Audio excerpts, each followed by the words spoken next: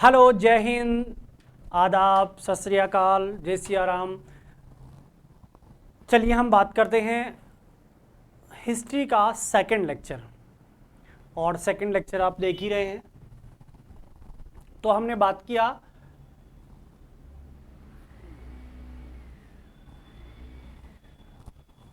क्योंकि यहाँ हिस्ट्री हम डिस्कस नहीं कर रहे हैं, फिर से हम बात कर लेते हैं। हिस्ट्री डिस्कस नहीं कर रहे हैं। हिस्ट्री को जो हिस्ट्री का मतलब होता है पास्ट, ठीक है, लेकिन उसको प्रेजेंट से भी कनेक्ट करके सारे जो डेटा हैं या सारी इंफॉर्मेशन है एक जगह पे इंक्लूड करके उसको डिस्कस करें, तो हिस्ट्री भी कवर हो जाए और प्रेजेंट का जो सिचुएशन भी या प्रेजेंट के जो एलिमेंट हैं या इश्यू हैं वो भी डिस्कस होने चाहिए। तो चलिए बात करते हैं हम यहाँ पे डॉक्टर केसी मेहता। और ये बहुत इम्पोर्टेंट पर्सन क्या कह सकते हैं, बहुत बार सुना हुआ पर्सन है क्योंकि अपने नज़दीकी रहते हैं, आगरा में रहते हैं। आगरा जो यूनिवर्सिटी है agriculture, doctor Bhimrao Ambedkar university है, उसके अंडर में कॉलेज आती है। उस कॉलेज के ये प्रोफेसर रह चुके हैं और इन्होंने वीट रस्ट को आइडेंटिफाई किया था, ठीक है। तो एक अच्छी बात है क्योंकि अगर हम बात करें आगरा थोड़े से तो नहीं कह सकते क्योंकि अपने आप में अब तक वहाँ से अराउंड 20-25 रिसर्च निकल चुके हैं, रिसर्च पेपर, जो एग्रीकल्चर यूनिवर्सिटी है और उसका नाम भी आरबीएस के नाम से है, ठीक है। तो चलिए बात करते हैं यहाँ पे। फर्स्ट बात करें डॉक्टर केसी मेहता, लग रहा है ना इंडियन, बाकी तो नाम हमने जो भी नाम देखे वो अटपटे से इधर उधर के या, ठीक है, लेकिन लग रहा है ना मेहता जी यहीं से होंगे, मेहता अपने पड़ोसी मेहता जी होंगे, ठीक है। Doctor K C Mehta, he is the father of wheat rust discovered in India. Father of wheat rust को डिस्कवर करने वाले। देखिए वीट रस्ट और रस्ट को फिर मैं, क्योंकि मेरी आदत है ना यार, मैंने ये प्रॉमिस किया था आप साथ में बिना टेंशन के साथ रहिए, मेरी गारंटी है कि आप लाइफ में कभी भी भूल पाएंगे। बस ध्यान यहाँ पे होना चाहिए, आराम से रिलैक्स होके बैठो, ध्यान यहाँ पे होना चाहिए। ऐसा नहीं आप कहीं और आपका ध्यान है क्या कर रही होगी, क्या कर रहा होगा, तो ये वाला ध्यान तो बिल्कुल भी नहीं होना चाहिए। बाकी गारंटी देता हूँ कि आप कभी भूलेंगे नहीं। बात आ रही है यहाँ पे रस्ट की, अगेन फिर बात कर लेते हैं। देखिए रस्ट नाम है कि लगता होगा पाउडर टाइप का है, लेकिन ये जंग जो लग जाती है ना लोहे पे, लाल कलर की जो जंग लग जाती है ना, उस टाइप का होता है रस्ट। और ये मोस्टली देखा जाता है वीट पे। वीट के जो गेहूं के पत्ते जो होते हैं ना, बहुत सी फसल है, बहुत से प्लांट्स है, उस पर देखा जाता है, लेकिन पत्तों पे आप जंग टाइप के जो निशान देखते होंगे कि पत्तों पे जंग लग गई, गोल्डन कलर का आपको दिखाई देता होगा, ठीक है, तो वो होता है। तो इसको बाकी पिक्चर के साथ में भी हम डिस्कस करेंगे, ठीक है। यहाँ थोड़ा शॉर्ट में हम डिस्कस कर रहे हैं। Wheat rust, father of wheat rust कौन है? मेहता जी, डॉक्टर केसी मेहता, ठीक है। हम ये बात करें, इन्होंने रेसिस्टेंट वैरायटी भी डेवलप की है। इन्होंने क्या डेवलप किया? रेसिस्टेंट वैरायटी भी डेवलप की है। वीट रस्ट के जो रस्ट रेसिस्टेंट वैरायटी भी इन्होंने डेवलप की है। He detailed about disease cycle of cereal rust. जो है कौन सा रस्ट? गेहूं का रस्ट, मतलब सीरियल रस्ट। सीरियल जो रस्ट है उसकी लाइफ साइकिल के बारे में भी इन्होंने डिटेल में इंफॉर्मेशन दी है। चलिए बात करते हैं। Developed solar treatment technique to control the loose smut disease in wheat. अब देखिए वो था रस्ट, ये है स्मट। एक चीज आपको क्लियर में दिखाई दिया, क्या दिखाई दिया? दिखाई तो दे रहा होगा, चश्मा पहना हुआ तो बिल्कुल दिखाई देगा। यहां पे बात कर रहे हैं solar treatment technique to control the loose smut disease in wheat. Loose smut disease in wheat, अरे यार ये तो दिखाई नहीं दिया, आपको कलर ही संभव नहीं आया होगा। ये फैसिलिटी अच्छी है, कम से कम पता चल रहा है मुझे भी कि आपको दिखाई देता होगा या नहीं देता होगा, पता नहीं, ठीक है। अब देखिए बात करते हैं स्मट और उसमें क्या डिफरेंस है। हमने डिस्कस कर लिया रस्ट को, अब बात कर रहे हैं स्मट को। स्मट ब्लैक कलर का डस्ट होता है, स्मट ब्लैक कलर का पाउडर आपको दिखाई देगा। जहां पे भी स्मट हुआ है ब्लैक कलर का पाउडर दिखाई देगा। गेहूं के जो भी बालियां होती हैं वो सड़ने लगती हैं और धीरे धीरे जब एक स्टेज आ जाती है, एक लेवल पे वो पहुंच जाता है डिजीज, तब आपको दिखाई देगा कि क्या दिखाई देगा, जब लेवल पे पहुंचने के बाद में आप लोगों को दिखाई देगा कि वहां से पाउडर निकल रहा है, उसको हिलाने से पाउडर उड़ता रहता है, पाउडर आपको निकलता हुआ दिखाई देगा। रस्ट में क्या होगा कि पाउडर आपको निकलता हुआ बिल्कुल दिखाई देता है, इसलिए वो होता है, सॉरी रस्ट, स्मट में, I am extremely sorry, rust में होता है गोल्डन कलर का जंग लगा हुआ, स्मट में पाउडर। अब ये दो टाइप के आते हैं, एक तो ल्यूज स्मट आता है, वो भी हम डिस्कस करें। ल्यूज का मतलब होता है कि जो बालियां होती हैं पाउडर और उसमें डस्ट लगने के बाद में, उसमें फंगल लगने के बाद में, वो जो उसके जो हेयर्स जो होते हैं वो क्या होते हैं, ओपन होने लगते हैं और बाली एकदम खुल जाती है, ओपन हो जाती है, चारों ओर बिखर जाती है। बाली होती है सीधी खड़ी होगी, लेकिन उसके जो दाने होते हैं और उसमें जो हेयर्स होते हैं वो बाहर निकले हुए दिखाई देने लगते हैं, वो गिरने लग जाते हैं और पूरा ब्लैक कलर का हो जाता है, वही होता है ल्यूज स्मट। और कुछ ज़्यादा उसमें होता नहीं है, लेकिन ब्लैक कलर का हो जाता है। उसको सोलर का मतलब होता है कि गेहूं को बाहर धूप में सुखा दिया जाता है। गेहूं की जो बुआई की जाती है, बुआई करने से पहले उसको धूप में सुखा दिया जाएगा और जैसे उसको सुखाया जाएगा, सूखने के बाद में उसको बो सकते हैं। तो ये होता है कि कितने टेम्परेचर पर कितने टाइम तक हम धूप में सुखाएं, जिससे स्मट जो वो होता है, स्पोर होते हैं फंगल के, जो स्मट डिजीज के, वह उनकी डेथ हो जाती है और डेड हो जाते हैं। ये किसने दिया, डॉक्टर केसी मेहता ने। तो स्मट कौन सी, इसमें ईवीटी में स्मट कौन सा, सोलर ट्रीटमेंट टेक्निक, ठीक है। और इसके अलावा रस्ट। अब हम बात करते हैं यहाँ पे JF duster. He is the first Indian plant pathologist who study in detail on plant disease और फंजाई। प्लांट डिजीज और फंजाई पर डिटेल में डिस्कस करने वाले कौन है, JF डस्टर। चलिए बात करते हैं यहाँ पे 1894 में इरिक्सन ने क्या दिया, he reported about the physiological race in rust fungi. देखिए रस्ट तो हमने ये चीज़ अभी भी डिस्कस की, कैसा होता है इसका फिजियोलॉजिकल स्ट्रक्चर या फिजियोलॉजिकल रेस। फिजियोलॉजिकल रेस का मतलब कि फिजियोलॉजिकल स्ट्रक्चर, कैसा इसका फिजिकल स्ट्रक्चर होता है किसका, रस्ट का। और हमें ये भैया ये पता है डिफरेंट टाइप के स्ट्रक्चर के वायरस होते हैं, डिफरेंट टाइप के स्ट्रक्चर के फंजाई होते हैं। एक जो फंगस होता है, अपने मशरूम देखा है, वो भी फंगस होता है। एक जो डिजीज़ पैदा करता है, एक किसी चीज़ को अपने रोटियों को खाने पीने को सड़ाता है, सब डिफरेंट होते हैं, उनका स्ट्रक्चर डिफरेंट होते हैं। तो इन्होंने महाशय जी ने, इरिक्सन ने किसको, फिजियोलॉजिकल स्ट्रक्चर को बताया, किसके, रस्ट फंगस को। अब एक चीज़ क्लियर होनी चाहिए, रस्ट के फिजियोलॉजिकल स्ट्रक्चर को किसने बताया, इरिक्सन ने, लेकिन व्हीट रस्ट के फादर कौन है, केसी मेहता। इसी तरह आपको याद रखना है, कंफ्यूजन नहीं होनी चाहिए। फिर हम यहाँ बात करते हैं 1898 में Beijerinck reported that the cause of tobacco mosaic disease was not micro organism, rather it is originated by virus. देखिए पहले, सबसे पहले ये चीज़ क्या हुई थी, जब इनिशिएटिव में क्या हुआ था कि टोबैको वायरस एक माइक्रो ऑर्गेनिज्म द्वारा होता है। सभी माइक्रो ऑर्गेनिज्म है, माइक्रो ऑर्गेनिज्म अलग से कुछ ऑर्गेनिज्म नहीं है जैसे वायरस है इस टाइप का, ठीक है, इसलिए उसको रखा गया कि किसी की वजह से हुआ होगा। अब लेकिन फर्स्ट टाइम ये किसके द्वारा हुआ है, बैक्टीरिया है, फंजाई है या कोई और है, भैया इसका मेन कॉज क्या है ये तो हमें बताओ। तो ये सबसे पहले अगर हम बात करते हैं किसने बताया, सबसे पहले की बात करें तो बेरी जेरिंक ने सबसे पहले बताया था। कब, 1898 में, मतलब जब 19 आने वाली थी उस टाइम बताया कि ये किसके द्वारा होता है, वायरस के द्वारा होता है। चलिए बात करते हैं नेक्स्ट की। अब यहां पे हम बात करें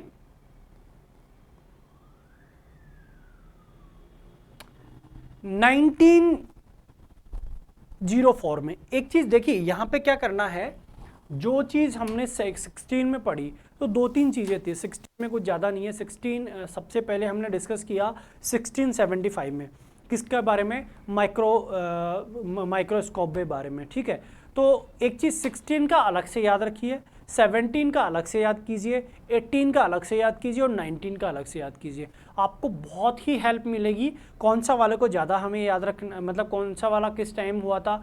इसके एक सीरीज वाइज अपने माइंड में क्या बन जाता है, पिक्चर उस ईयर में ये हुआ था, उस ईयर में ये हुआ था।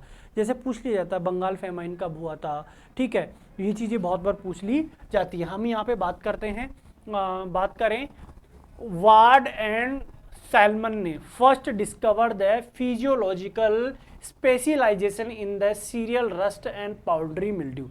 पाउडरी मिल्ड्यू और सीरियल रस्ट, अब अभी अभी हमने किसको पढ़ा था, रस्ट को पढ़ा था, लेकिन सीरियल रस्ट के बारे में एक अभी अभी पढ़ा था कि फिजिकल स्ट्रक्चर के बारे में बताया, रस्ट का जो फिजिकल स्ट्रक्चर, फिजिकल जो रेस, फिजियोलॉजिकल रेस के बारे में बताया था।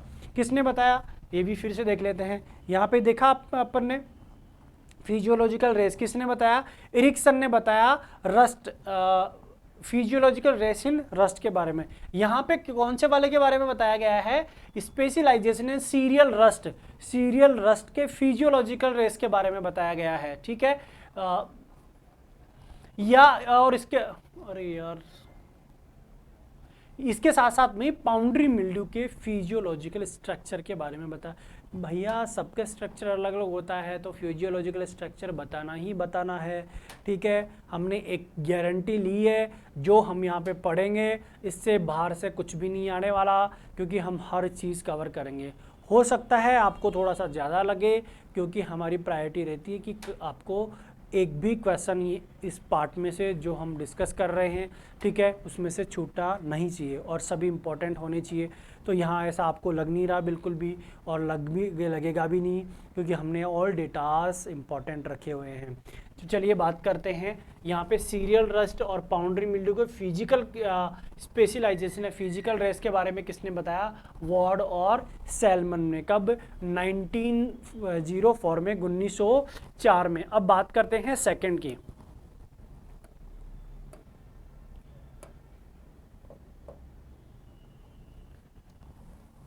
सेकंड की अगर हम यहीं पे बात करें, ही इज अवॉर्डेड, किसकी बात करें, वार्ड की बात की जा रही है, awarded Nobel prize for treated tobacco mosaic virus infected leaves with, किसके द्वारा इन्होंने ट्रीट किया था, ऑब्टेन बाई क्रिस्टलाइन प्रोटीन, ठीक है। तो देखिए नोबेल प्राइज किसके लिए मिला था, किसके लिए नोबेल प्राइज मिला है, नोबेल प्राइज मिला हुआ है NH for 2 SO for and crystalline protein के थ्रू टोबैको मोज़ेक वायरस को ट्रीट करने के, या ट्रीट करने की वजह से क्या मिला, नोबेल प्राइज मिला हुआ है, ठीक है। हाँ, हम बात करें यहाँ पे 19, ये वेरी इंपॉर्टेंट है, Bengal famine caused by brown spot of rice, rice में ब्राउन स्पॉट, एक चीज इंपॉर्टेंट होगी, राइस की वजह से बंगाल फेमाइन आया, एक चीज ये क्लियर होगी। दूसरी चीज, ब्राउन स्पॉट ऑफ राइस किसकी वजह से हुआ, हेलमिंथोस्पोरियम ओराइजा, हेलमिंथोस्पोरियम ओराइजा की वजह से brown spot of rice disease होता है, ठीक है। और 1943 में बंगाल फेमाइन आया था राइस की, ब्राउन स्पॉट ऑफ राइस की वजह से। हम बात करते हैं नेक्स्ट की, HS Flor, he proposed gene concept, sorry gene for gene concept किसने दिया था, HS फ्लोर ने, of disease resistant and susceptible in linseed rust Melampsora lini, linseed में जो रस्ट होता है वो किसकी वजह से होता है, मेलेनस्पोरालिनी। देखिए मैं बार बार, क्योंकि हर जगह एक तो होता है हिस्ट्री, मैं फिर से बोलता हूँ, यहाँ पे एक हो सकता है हिस्ट्री के नाम पे ये वर्ड डाल दिया जाता, ये यहाँ जीन फॉर जीन कॉन्सेप्ट, ठीक है, लेकिन वो चीज़ लॉन्ग टाइम, इतना सा तो हम याद रखते, लगता शॉर्ट में है, लेकिन यहाँ पे किसके लिए मिला है, हर चीज़ डिटेल में डाली हुई है। तो ऐसा नहीं है कि, और आपको अगर बार बार कहीं पे रिपीट होता है तो वो कभी भूल भी नहीं सकते, क्योंकि रिलेवेंट होना चाहिए। ये चीज़ अगर यहीं पे मिल रही है, हम हिस्ट्री में ना जाकर अगर प्रेजेंट को कोई पास से कनेक्ट कर दिया तो वो ज़्यादा याद रहता है। चाहे हम यहाँ पे बात कर रहे हैं डिजीज रेसिस्टेंट, क्यों, जीन फॉर जीन कॉन्सेप्ट, इससे क्या फ्रेम किया जाता है, रेसिस्टेंट वैरायटी या डिजीज रेसिस्टेंट वैरायटी डेवलप की जाती हैं। इसलिए gene for gene concept important है। ये किसने एक्सप्लोर किया, किसने प्रपोज किया? H.H. फ्लॉर ने। ठीक है, दूसरा आता है लाइन सीड जो रस्ट होता है वो किसके? मेलानस्पोरा लीनी के द्वारा। लाइन सीड, देखिए एक चीज क्लियर हुई, लाइन सीड और मेलोनस्पोरा लीनी के द्वारा। लाइन सीड किसके द्वारा हुआ? मेलोनस्पोरा लीनी। याद रहेगा, लाइन सीड मेलोनस्पोरा लीनी की वजह से लाइन सीड में क्या होता है? मेलोनस्पोरा लीनी की वजह से लाइन सीड में क्या होता है? डिजीज होता है, रस्ट डिजीज होता है। फिर बात करते हैं 1963 में Vanderplank father of epidemiology. Father of epidemiology, who is the father of epidemiology? Vanderplank. ठीक है, vertical and horizontal resistance concept given by him. Vertical और हॉरिजॉन्टल कॉन्सेप्ट, इस चीज़ को भी हम डिस्कस करेंगे। वर्टिकल रेसिस्टेंस क्या होता है और हॉरिजॉन्टल रेसिस्टेंस क्या होता है। अभी एक इतना सा समझ लीजिए, जो अगर हम कोई नई वैरायटी ग्रोथ करते हैं, नई वैरायटी लेकर आते हैं, या ये कहते हैं नया सीड जो लेकर आते हैं, वो 2 या 3 या 4 साल बाद में उसकी कंडीशन क्या हो जाती है? नॉर्मल हो जाती है। वो रेसिस्टेंट, उसमें रेसिस्टेंसी नहीं होती बिल्कुल भी।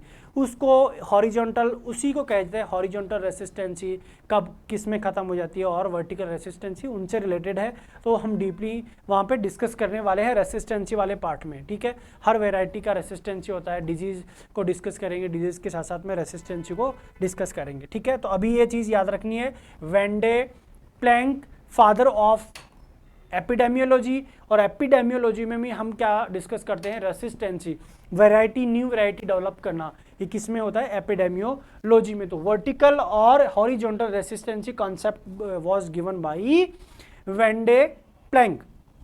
नेक्स्ट की बात करें, कैसेनिस सैटेलाइट वायरस। कैसेनिस ने क्या बोला? Satellite virus. कैसेनिस ने किसको खोजा? सैटेलाइट वायरस को खोजा। अरे भाई साहब, ये सैटेलाइट वायरस होता क्या है?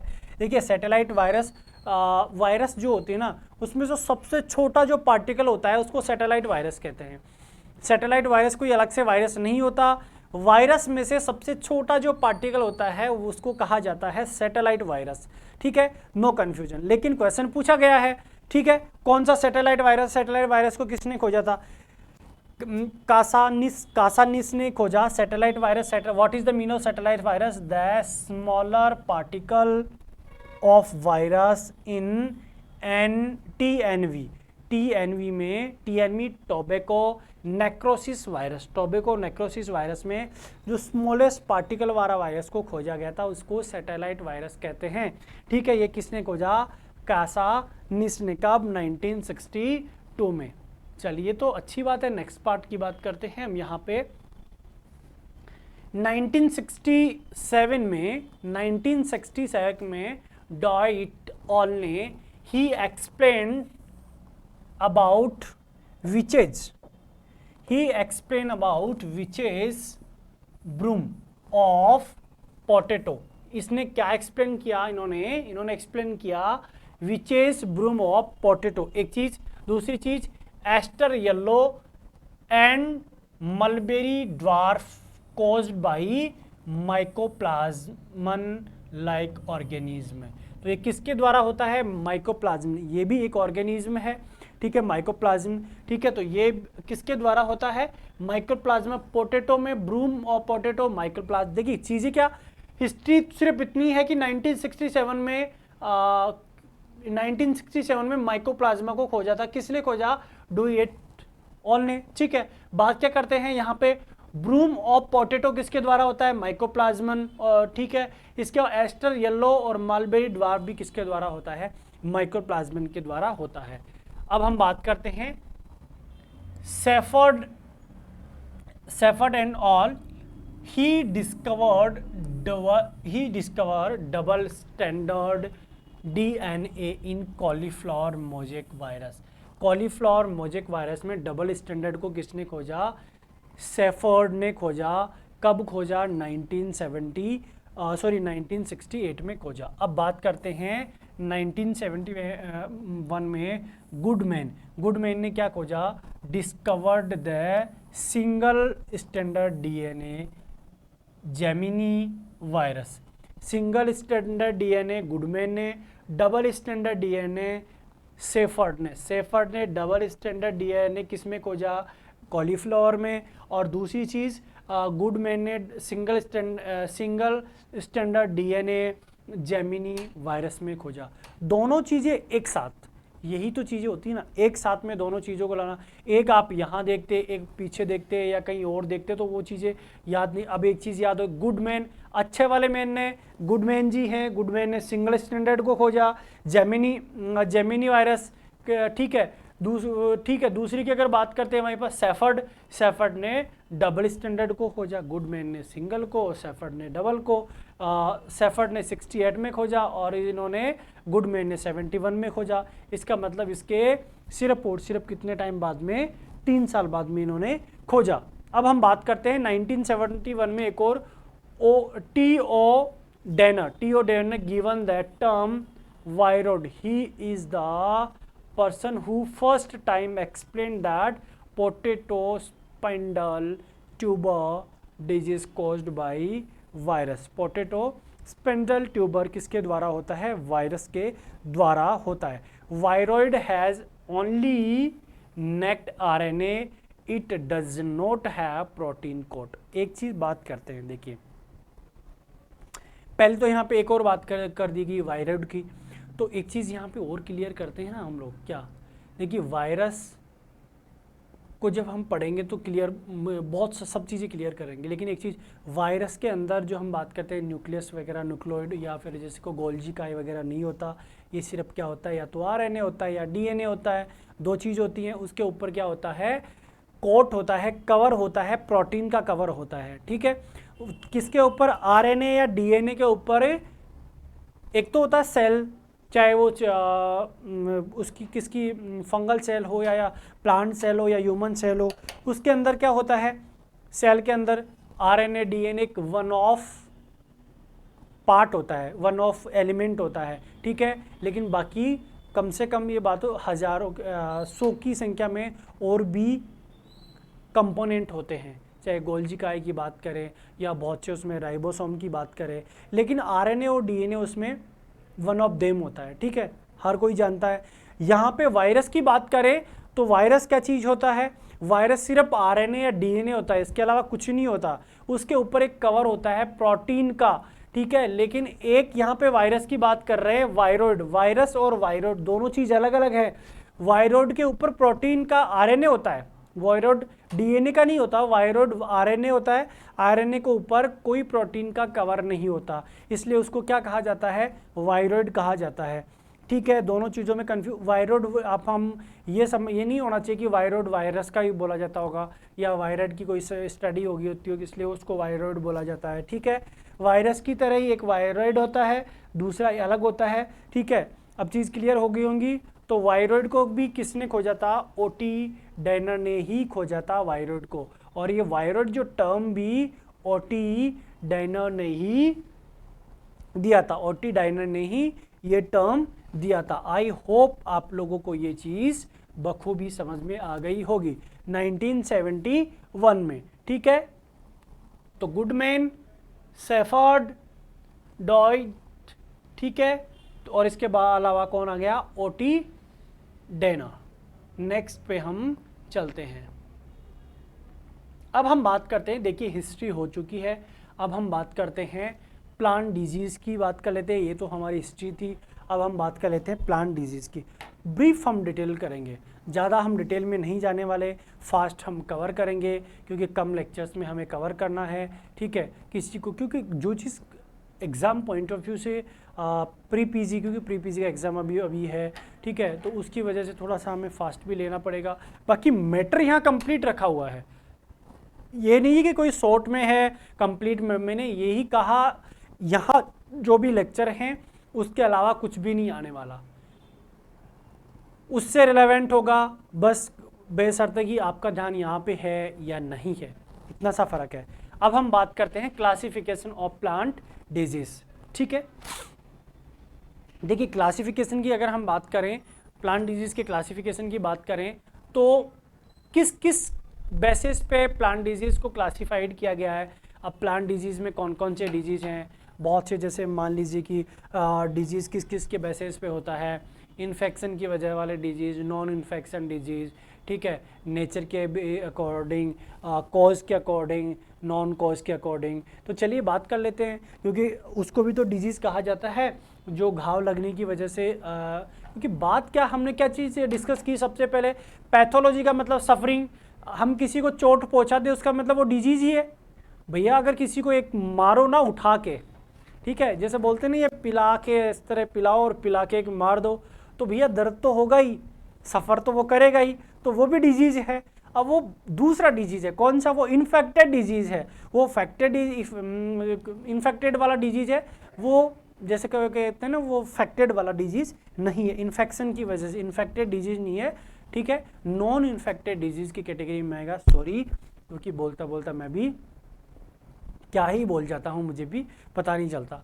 ठीक है, तो वो कौन सा डिजीज़ है, एक पिलाओ, ठीक है, वो नॉन इन्फेक्टेड डिजीज़ है, वो इन्फेक्शन नहीं होता। इसको एक मारा और उसको अगर कोई टच हो गया तो वो दूसरे को भी हो सकता है। क्या मज़ा ले रहा है यार पीछे, ये तो शर्ट से ही एंजॉय कर रहा है, मेरे से टच होने से इतना मज़े ले रहा है।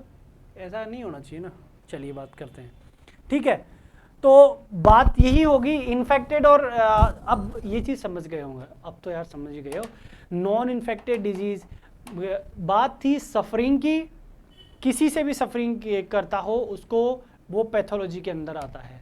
ठीक है, अब बात करते हैं, वो चाहे किसी कॉज की वजह से हो, कोई जैसे वायरस बैक्टीरिया की वजह से, या किसी के लठ मारने की वजह से, ठीक है, या वो सफ़र कर रहा हो मेंटली, किसी ने किसी को गाली मार दी या किसी ने कोई बोल दिया। कभी कभी होता है ना कि कुछ और ही टेंशन दे जाता है। आप कोई रास्ते जा रहा है, जाते हुए को जानते ही नहीं है, रास्ते जाते हुए को जानते ही नहीं है, बस आप मुस्कुरा दीजिए उसकी तरफ देख के, वो 2-4 दिन तो उसको नींद नहीं आएगी, 1-2 दिन तो उसको नींद नहीं आ रहा, वो था कौन जो मुस्कुरा रहा था। ठीक है, या कोई अगर कोई पीछे बैठी हुई है कार के अंदर या बाइक के पीछे, और उस टाइम मुस्कुरा दीजिए, और उसके बाद में जानता ही नहीं, उसके बाद में उसकी हालत जो टाइट होने वाली है, तो वो यही सोचेगा था कौन, किसने देख लिया, ये तो कब इसका रिजल्ट आने वाला है, कब पता चलने वाला है। ठीक है, तो वो चीज़, वो भी एक सफरिंग के अंदर ही आता है, वो नॉन इन्फेक्टेड डिजीज़ है। तो चलिए बात करते हैं हम यहाँ पे according to infection.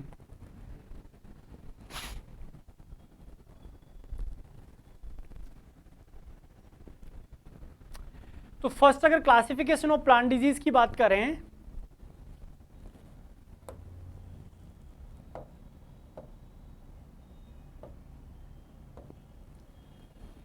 On the basis of the nature of cause, casual agent, agent क्या है। फर्स्ट एजेंट की बात करते हैं, नॉन इन्फेक्टेड डिजीज या नॉन पैरासिटिक डिजीज भी इसको कहते हैं। देखिए, this type of disease is caused by non living organism.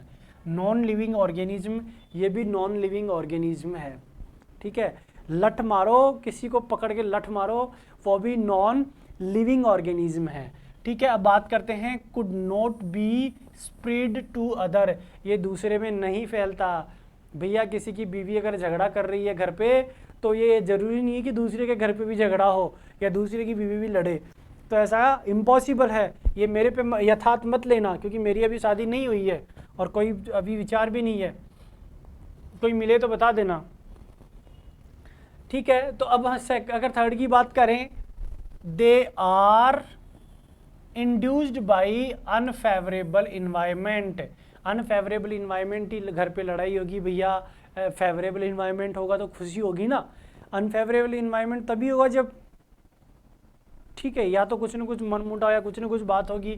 जैसे इनफेवरेबल इन्वायरमेंट का मतलब यहाँ पे आंधी तूफान भी आ गए, बारिश तेज आ गई, उसकी वजह से हो सकता है, पानी की वजह से पेट जल सकते हैं। ठीक है, या एनिमल की वजह से भी हो सकता है। इनफेवरेबल कंडीशन ऑफ सॉयल, सॉयल की इनफेवरेबल हो सकती है, सॉल्ट की वजह से, ज़्यादा अगर सॉल्ट हो गया, एल्केलाइन सॉइल, जो सैलाइन सॉइल होती है उसकी वजह से प्लांट को प्रॉपर वाटर एंड न्यूट्रिशन नहीं मिल पाता, वो भी सफरिंग में ही आता है। ठीक है, air such as mineral deficiency की वजह से, excess in the soil, low और हाई टेम्परेचर की वजह से, इम्प्रॉपर वाटर की वजह से, ऑक्सीजन कम और ज़्यादा की वजह से, लाइट रिलेशन की वजह से। भैया एक चीज़ यहाँ पे इसको समझने का मतलब ये समझ लीजिए, क्वेश्चन कैसे पूछा जाता है। क्वेश्चन पूछा जाता है इनमें से ये नॉन इन्फेक्टेड डिजीज हैं, इनसे होने वाले डिजीज नॉन इन्फेक्टेड होंगे या इन्फेक्टेड होंगे, पहली चीज़। दूसरी चीज़ क्या पूछी जाती है, दूसरी चीज़ ये पूछी जाती है कि इससे अगर प्लांट इफेक्ट होता है तो वो डिजीज पैथोलॉजी की कैटेगरी में, पैथोलॉजी के अंडर आता है या नहीं, दूसरा क्वेश्चन ये भी बनता है। ठीक है, थर्ड की यहाँ बात करते हैं, may also be caused by air pollution, pollution की वजह से भी प्लांट खराब, जैसे डस्ट, पत्ती के ऊपर डस्ट जम गया, डस्ट जमने की वजह से प्रॉपर लाइटिंग यूटिलाइज नहीं हो रहा है, बेल एक लेयर हो गई, लेयर की वजह से फूड नहीं बना पा रहे हैं, वो भी तो भैया क्या है, सफरिंग ही तो है। और क्या है, और क्या होगा, सफरिंग ही है।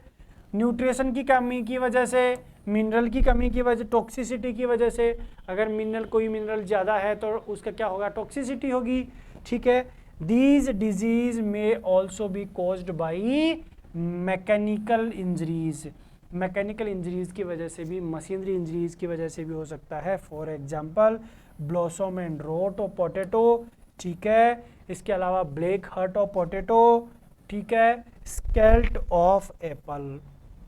देखिए ब्लैक हार्ट ऑफ पोटैटो के बारे में आपने भी बहुत कुछ सुना है, तो इसी के बारे में क्यों ना बात करते हैं। ब्लैक हार्ट क्यों होता है, जब पोटैटो को स्टोर हाउस में स्टोर किया जाता है और वहाँ पे ऑक्सीजन की कमी हो जाती है, ऑक्सीजन की कमी हो जाती है, तो पोटैटो का जो इंटरनल पार्ट होता है वो ब्लैक पड़ने लग जाता है। क्या होने लग जाता है, ब्लैक पड़ने लग जाता है। उसकी वजह से क्या बोला जाता है, ब्लैक हार्ट ऑफ पोटैटो। दिल में छेद हो गया भाई साहब इसके, तो ब्लैक हार्ट ऑफ पोटैटो, इसका मतलब क्या हुआ, दिल में छेद हो गया, तो इसका मतलब यही हो ना, दिल में छेद हो जाना। ठीक है, blossom end rot of potato और स्केल ऑफ एप्पल, तो ये किसकी वजह से हैं, ये ना तो किसी फंगल की वजह से हैं, ना किसी वायरस की वजह से हैं, ना किसी बैक्टीरिया की वजह से हैं, ये बाहरी वातावरण की वजह से होते हैं।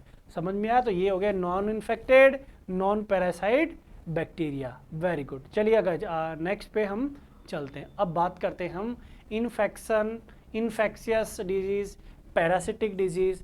तो कौन से इन्फेक्शियस डिजीज़ होते हैं, कौन से पैरासिटिक डिजीज़ होते हैं।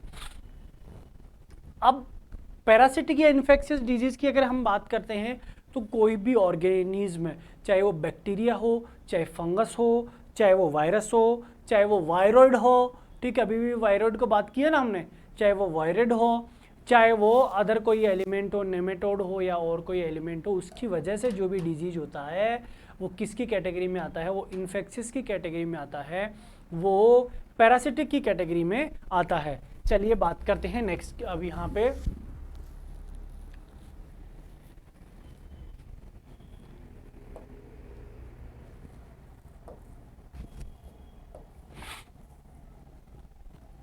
these are caused by attack of some living organism। ठीक है, कोल्ड पैथोजन, उसको क्या कहा जाता है भैया, पैथोजन कहा जाता है उसको, जिसकी वजह से होता है वो पैथोजन कहा जाता है। यहाँ बात करते हैं द कॉज एजेंट में बी ए प्लांट और एन एनिमल और वायरस। कोज एनिमल क्या हो सकता है, प्लांट भी हो सकता है यार, के प्लांट तो क्या, एनिमल क्या, क्या समझना है। अगर हम बात करते हैं फंगल के प्लांट होते हैं ना, एल्गी, इसके अलावा एल्गी एक प्लांट होता है, एल्गी कुछ एल्गी डिजीज भी करते हैं। फंगस जैसे हम मशरूम की बात कर रहे थे। ठीक है, तो ये प्लांट एजेंट या वायरस किसी वजह से ही हो सकता है। It can spread from disease to healthy plant, जिस प्लांट को डिजीज है उसके साथ साथ पास वाला प्लांट को भी, पड़ोसी को भी फैल सकता है। लेकिन अभी बात किया था ना, जरूरी नहीं है जो घर में झगड़ा हो पड़ोसी की हो, वो कौन सा नॉन इन्फेक्टेड डिजीज था। ये बात करें in the cause of disease, in the case of disease caused by A parasitic organism, the discharge plant is called host. ठीक है, पैरासिटिक ऑर्गेनिज्म और जो डिस्चार्ज प्लांट होता है उसको क्या कहा जाता है? होस्ट। होस्ट किसको कहा जाता है भैया? जिसके ऊपर वो बैठा हुआ है उसको होस्ट कहा जाएगा। जिसकी पत्ती पे बैठ गया, जिसके घर पे ग्रहण लग गया, जिसके ऊपर ग्रहण लग गया, उसको होस्ट कहा जाएगा। ठीक है, तो ग्रहण लगना होस्ट होना, होस्ट उसी को तो कहते हैं। द पैथोजन में subsist in whole or in part upon living tissues of the host. Biotic factor like fungi, bacteria, algae, nematode, virus are the causing agent. ये सब क्या होते हैं? causing agent। एक चीज समझ में आई क्या? एल्गीज यहाँ पे हमने क्या पढ़ा? Living organism. ये क्या हो सकते हैं? ये कोई भी प्लांट हो सकता है। तो भैया ऐसे अगर हम बात करें दूसरी चीज किसकी? एल्गीज की, तो एल्गीज प्लांट की कैटेगरी में आता है भैया। ये चीज़ आपको बखूबी पता होगा, प्लांट की कैटेगरी में आता है। ये कौन से हो गए? इन्फेक्टेड। तो दो चीज़ हमने पढ़ी, नॉन इन्फेक्टेड और इन्फेक्टेड के बेसिस पे। दूसरा भी बेस पढ़ लेते हैं, क्योंकि जो चीज़ हमारे लिए ऐसे तो बहुत होते हैं, लेकिन हमारे लिए क्या ज़रूरी है भैया वो चीज़ बताओ। बाकी हमें क्या मतलब है, बाकी से हमें कोई मतलब नहीं है आपका बताना या ना बताना। यहाँ बात करते हैं on the basis of host plant. Basis of host plant. चलिए बात करते हैं सीरियल डिजीज। अरे यार ये तो क्लारी चेंज हो गया। Serial disease, vegetable disease, fruit disease, forest disease, ornamental disease. अब सीरियल क्रॉप हो गया, वेजिटेबल सब्जियां हो गई, फ्रूट यार आपको सब्जी समझदार हो। चलिए हम नेक्स्ट पे चलते। तो होस्ट का मतलब होता है, होस्ट सीरियल कोई पौधा है, होस्ट वेजिटेबल कोई पेड़ है, फ्रूट वाला है, फॉरेस्ट्री वाला है, या ऑर्नामेंटल है। क्वेश्चन यहाँ से पूछ लिया जाता है कि होस्ट क्या होस्ट होता है। वहाँ पे होस्ट का मतलब ये नहीं होता, एजेंट अलग होता है। एजेंट होस्ट ये चीज़ डिफरेंट होती है और आपको यही याद रखनी है। चलिए बात करते हैं हम नेक्स्ट पार्ट की। अब यह बात करते हैं on the basis of perpetuation of spread. कैसे ये फैलते हैं, कैसे ये एक जगह से दूसरी जगह पे फैल जाते हैं। परपेचुएशन ऑफ स्प्रीड यहाँ पे हम डिस्कस करने वाले हैं। ठीक है, तो चलिए बात करते हैं परपेचुएशन ऑफ स्प्रीड में क्या रोल है। फर्स्ट अगर बात करते हैं कैसे, देखिए सोइल बॉर्न डिजीज बहुत पर, सीड बॉर्न डिजीज बहुत पर सुना है, और भी देख लेते हैं यहाँ पे। हाँ सॉरी, सीड बॉर्न डिजीज, और क्योंकि सोइल बॉर्न डिजीज सोइल में पहले से होते हैं।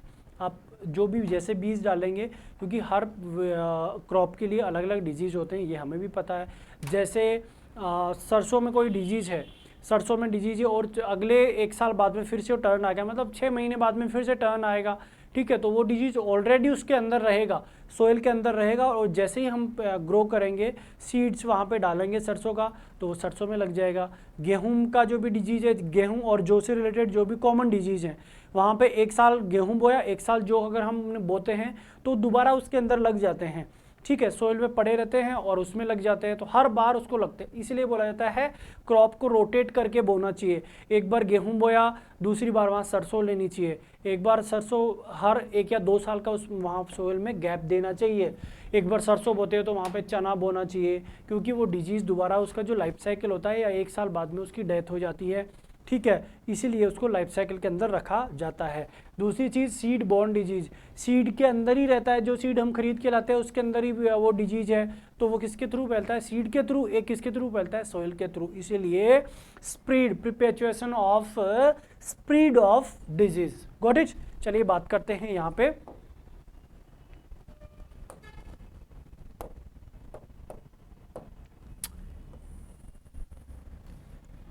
Pathogen survive in soil, soil के अंदर सर्वाइव करता है। On infected plant debris present on the soil either as they are resting spore or mycelia standard and rhizomorphs etcetera, root rot, wilt and seedling blight. Root rot एक चीज़ यहाँ पे, अरे भैया थोड़ा सा तरीका, अब एक तो चीज़ करते हैं कि यहाँ पर बॉन्ड डिजीज, लेकिन एक चीज़ यहाँ पे देखिए, आप एक चीज बार बार याद किया, मैं ये कहा कि मैं गारंटी देता हूँ आपको यहाँ पे दोबारा ज़रूरत नहीं पड़ेगी आपको रीड करने की। एक चीज़ होगी, रूट रॉट किससे होता है, सॉइल बॉर्न डिजीज है, ठीक है। विल्ट किससे होता है, सॉइल बॉर्न डिजीज है, यही एग्जाम में पूछा जाता है, विल्ट सॉइल बॉर्न है। जो विल्ट से रिलेटेड जो भी, जैसे फंगल है, विल्ट किससे होता है, फंगल से, और वो फंगल हमेशा सॉइल में रहती है। जो भी प्लांट को विल्ट डिजीज इफेक्ट करता है और वो दोबारा उस पर सॉइल में बोया गया तो उसको प्लांट को अफेक्टेड कर देगा। और अगर उस प्लांट को बोया ही नहीं, दूसरी कोई सीड लेकर वहाँ पे आए और वो डिजीज जो है वो फंगल है, उसको कोई इफेक्ट ही नहीं कर सकता, तो वहाँ पे लगेगा ही नहीं, थोड़े दिन बाद में वो फंगल ही क्या हो जाएगी, उसकी डेथ हो जाएगी। यहाँ बात करते हैं विल्ट। एक बात करें सीडलिंग ब्लाइट, दूसरे की हम अगर बात करें तो क्या है, सीडलिंग ब्लाइट। तो सीडलिंग ब्लाइट, विल्ट और रूट रॉट डिजीज किससे होता है, सॉइल बॉर्न डिजीज है। यहाँ बात करते हैं सीड बॉर्न डिजीज की, हम क्या कर रहे हैं, बात कर रहे हैं। The microorganism are carried along with seed damping off किससे होता है, सीड से होता है। एक अगर बात करते हैं, थोड़ा सा मैं क्षमा चाहूँगा, यहाँ पे एक डिजीज़ और है, कौन सा, एयरबॉर्न डिजीज़, क्योंकि थोड़ा जल्दी में हो जाता है, हम भी इंसान हैं, ठीक है। तो डैम्पिंग ऑफ क्या है, सीड बॉर्न डिजीज़ है। दूसरी बात करते हैं यहाँ पे, या अगर यहाँ बात करें तो सी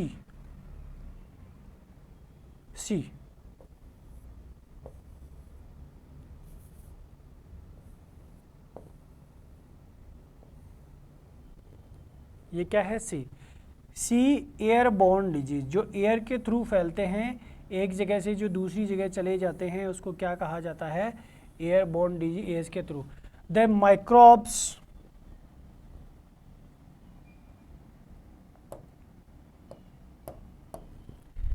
The microorganisms are spread through air, blight, rust, powdery mildew। ये किसके थ्रू फैल जाते हैं, एयर, जैसे हवा चलती है एक प्लांट से दूसरे प्लांट पे चलते रहते हैं और हर एक जगह से दूसरी जगह फैल जाते हैं। ब्लाइट, रस्ट, पाउंड्री मिल्ड्यू, इसमें पाउंड्री और डाउनी मिल्ड्यू कम फैलता है क्योंकि नीचे की तरफ होता है और वो उड़ता कम है। पाउडर, यही तो बात किया हमने, यहाँ पे पाउंड्री मिल्ड्यू क्यों नहीं बोला जाता, ज़्यादातर फैलता है, नो डाउट हवा से फैलता है, एक तो लीव के नीचे आता है, दूसरी चीज़ जो उसका स्ट्रक्चर होता है वो कॉटन टाइप का स्ट्रक्चर होता है, आपस में गुथा हुआ सा दिखाई देगा, ठीक है, इसलिए वो हवा में उड़ते ही नहीं जाता। लेकिन पाउंड्री मिल्ड्यू का मतलब ऊपर पाउडर सा होता है, वो उड़कर एक जगह से दूसरी जगह पे इजीली चला जाता है, इसलिए उसको एयरबॉर्न डिजीज भी कहा जाता है। तो ब्लाइट, रस्ट और पाउंड्री मिल्ड्यू एयरबॉर्न डिजीज हैं, ये चीज़ क्लियर हो गई होगी, आई होप। तो चलिए नेक्स्ट पे अपन यहाँ पे चलते हैं।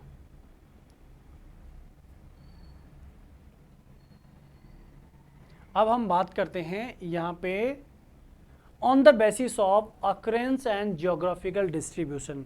जैसे अभी बात किया पेंडेमिक को, ये इस एंडेमिक नहीं बोलते अपन, यहाँ पे पेंडेमिक बहुत बोलते हैं, पेंडेमिक, अभी कोरोना पेंडेमिक आ रहा है। देखिए डिजीज़ का एक स्ट्रक्चर होता है, डिजीज़ का एक लेवल होता है, डिजीज़ का एक पर्टिकुलर ज्योग्राफी एरिया होता है, तो एरिया के अकॉर्डिंग डिजीज़ को बांट देते हैं। एंडेमिक डिजीज़, एंडेमिक जिसको पेंडेमिक डिजीज़, तो इस तरह से इनको बांट दिया जाता है और वो एरिया को डिनोट करता है, कितने एरिया में हुआ है, उसको किसके अकॉर्डिंग रखा गया है। तो यहाँ पे फर्स्ट अगर हम बात करते हैं तो एडेमिक डिजीज़ और एपिडेमिक डिजीज़।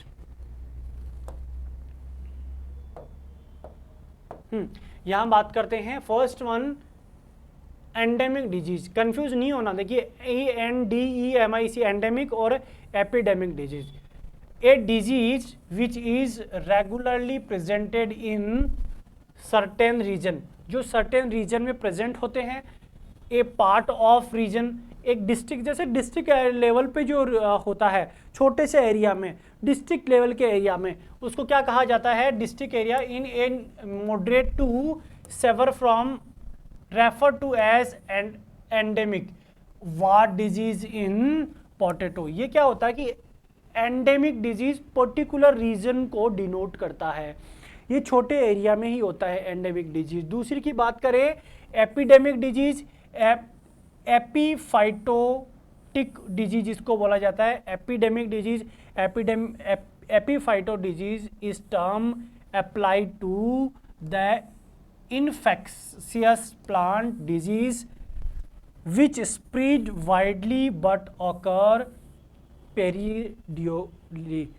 कहाँ होता है? पीरियोडिकली होता है, एक बार हो गया फिर अगली बार होगा फिर अगली बार, लगातार। ऐसा नहीं कि एक पूरे एरिया में फैल गया, जैसे एक डिजीज होता है पूरे एरिया में फैल जाता है, फिर जो भी क्रॉप आती है उसमें चलता रहता है, ऐसा होता है। एक होता है क्रॉप के बाद में, एक बार आ गया, 1 साल आ गया, 2 साल आ गया, 3 साल बाद में आएगा, 2-3 साल बाद में आता है। कभी कोई सुनते हो क्या, एक बार ऐसा डिजीज आया था, ऐसी बीमारी आई थी पूरी फसल को नष्ट कर दी थी, ऐसी बीमारी आई थी भैया इंसानों को नष्ट कर दिया था। सुना है कोरोना आया है, लेकिन इससे पहले आज से 60 साल पहले भी एक ऐसी, 100 साल पहले भी एक ऐसी बीमारी आई थी, और 1919 में बीमारी आई थी, लोग बहुत मर गए थे, ऐसी महामारी आई थी। तो ऐसा होता है पीरियोडिकली जो डिजीज आता है उसको क्या कहा जाता है? एपिडेमिक, या इसको कहा जाता है एपीफाइटोटिक डिजीज। ठीक है, ओका ये पीरियोडिकली। अब बात करते हैं द कॉज एजेंट में B regularly present in the locality but the environment favour for it rapid development occur only periodically. हो सकता है डिजीज तो वहाँ पे हमेशा के लिए अवेलेबल है, लेकिन उसके लिए परफेक्ट इन्वायरमेंट कब होगा? एक पीरियड के अकॉर्डिंग परफेक्ट इन्वायरमेंट होगा, तभी ग्रोथ करेगा। ठीक है, तो उसको कहते हैं पीरियोडिकली। एक ऐसा भी आप कह सकते हैं कि जैसे सिर्फ सर्दियों में ये डिजीज होता है, गर्मियों में नहीं होता है, गर्मियों में ही होता है, सर्दियों में नहीं होता, क्योंकि जब डिजीज तो वहाँ रहता है, फंगल तो वहीं रहेगा, लेकिन उसको ग्रोथ के लिए पर्टिकुलर टेम्परेचर की ज़रूरत होती है, पर्टिकुलर इन्वायरमेंट की ज़रूरत होती है, ह्यूमिडिटी की ज़रूरत होती है। ठीक है, तो इसको लिए क्या कहेंगे?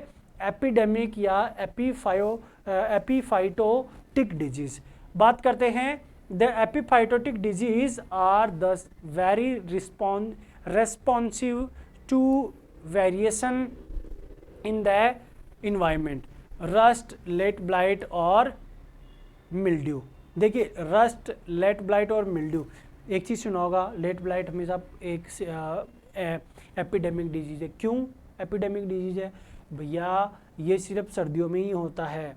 मिल्ड्यू हमेशा, जैसे पाउंड्री मिल्ड्यू या ये सर्दियों में, गर्मियों में मिल्ड्यू कम देखने को मिलती है, सर्दियों में मिल्ड्यू होती है। रस्ट ये सर्दियों में ही होता है, ये गर्मियों में नहीं होते, इसलिए इनको क्या कहा जाता है?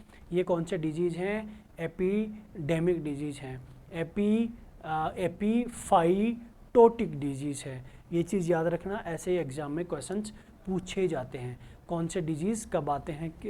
ठीक है, चलिए बात करते हैं नेक्स्ट की।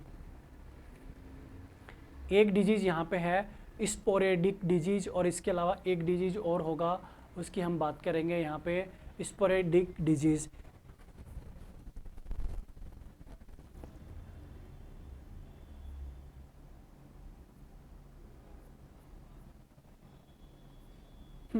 यहाँ बात करते हैं हम, एक डिजीज यहाँ छूटा हुआ है तो उसकी बात कर लेंगे, कोई बात नहीं।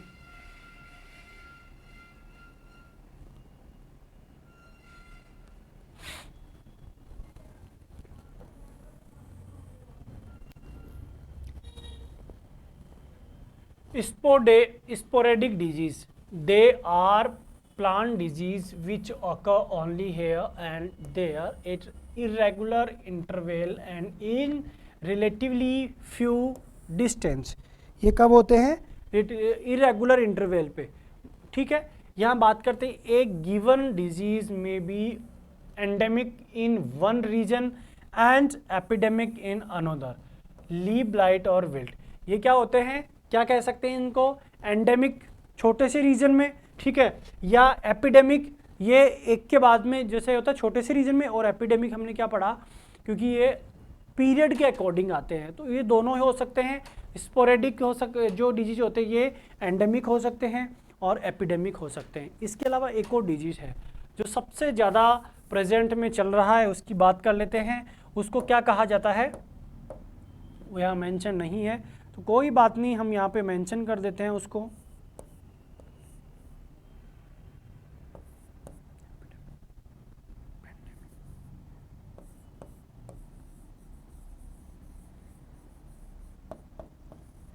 पेंडेमिक। अब तो आप लोगों को यहाँ तो समझ में आ गया होगा पेंडेमिक। मैं एक और डाल देता हूँ यहाँ, अब तो और भी समझ में आ गया होगा। ये ब्रॉड लेवल पे होता है पेंडेमिक। अभी हुआ पेंडेमिक। पेंडेमिक क्या है? वायरस फैल गया पूरे जोग्राफिकल एरिया, ये वर्ल्ड लेवल पे, एक नेशन में भी हो सकता है, ये एक पूरे जोग्राफी के एरिया में भी, मतलब ये कह सकते हैं वर्ल्ड पे भी हो सकता है। तो यही इसी की अगर हम बात करते हैं तो ये कहाँ पे हो सकता है?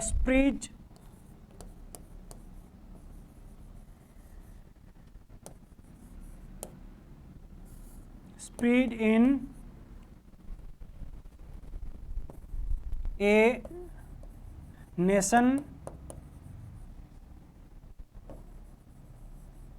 and or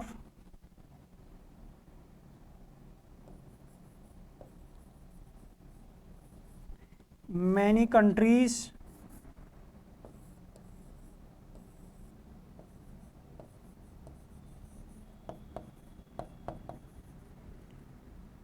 और ये कहाँ पे हो सकता है? कंट्रीज के अलावा ये कहाँ पे और हो सकता है? ये हो सकता है the world level. For example corona.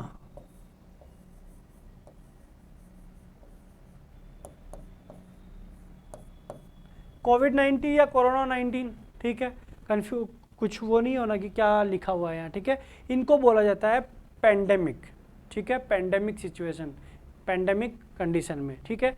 तो ये होते हैं जोग्राफिकल के अकॉर्डिंग इनको डिफाइन किया गया है। कंप्लीट एरिया में एक नेशन में क्रॉप खत्म हो जाएगी, जिसमें लेट ब्लाइट ऑफ पोटैटो नहीं आया था, ठीक है, तो पूरे कंट्रीज में था देखा जाए तो, ठीक है। इसके अलावा अगर हम बात करें कॉफ़ी जो रस्ट हुआ था वो कहाँ पे था? पूरे श्रीलंका में था। तो अगर बात करें वो भी कौन सा पेंडेमिक टाइप का था, क्योंकि नेशन में, एक नेशन में हो सकता है, ठीक है। या इसके अलावा अगर हम दूसरी बात करें तो ये कहाँ पे हो सकता है?